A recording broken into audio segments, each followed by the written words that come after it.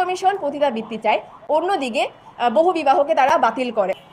ওয়াইফকে চিট করে পতিতালয়ে যেতে পারবেন, কিন্তু লিগেলি সবাইকে জানিয়ে এবং একটা একাধিক মেয়ের দায়িত্ব নিতে পারবেন না। বহু বিবাহকে আপনি বাতিল করছেন।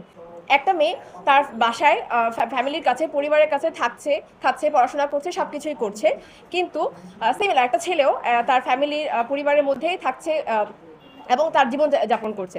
তাহলে একটা ছেলে কেন একটা মেয়ের দায়িত্ব নিবে, কিংবা একটা মেয়ে কেন একটা ছেলের কাছে যাবে? এখানে অবশ্যই একটা মিউচুয়াল বেনিফিটের জায়গা আছে, যেটা হচ্ছে আমাদের মিউচুয়াল বেনিফিটের জায়গাটা হচ্ছে ফিজিক্যাল নিড যদি বলি কিংবা সেক্সুয়াল নিড যদি বলি, যেটা কিনা মাসলোর আব্রাহাম লিঙ্কনের যে নিড হায়ারার্কি অনুযায়ী বেসিক নিডের কাতারে পড়ে। ইসলামের 4 মাযহাব অনুযায়ীও আমাদের যে ম্যারেজের ডেফিনেশনটা হচ্ছে এক প্রকার মৌন সম্মতি, ইনহেরিটেন্টলি এক প্রকার মৌন সম্মতি, যা কিনা যার পাশাপাশি অন্যান্য আরও অনেক রেসপন্সিবিলিটি যোগ হয়।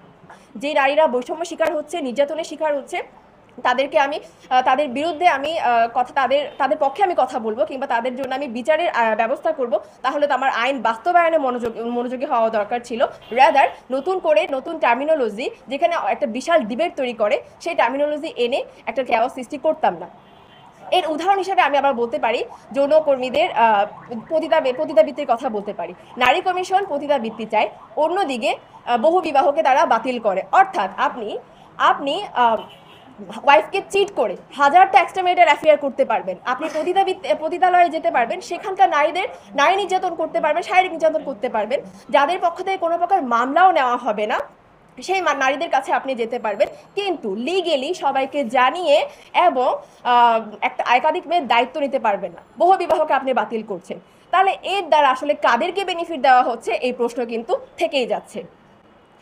আমি অ্যাজ এ নারী হিসাবে এই অসঙ্গতির স্ট্রংলি অপোজ করি, এবং আমি বিশ্বাস করি এর দ্বারা হচ্ছে নারীদের অবমাননা করা হচ্ছে, এর দ্বারা নারীদেরকে আরও বেশি বৈষম্যের এবং বৈষম্যের শিকার হওয়ার সুযোগ করে দেওয়া হচ্ছে।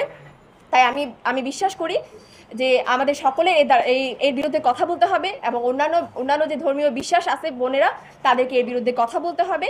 এই বলে আমি আমার বক্তব্য শেষ করব।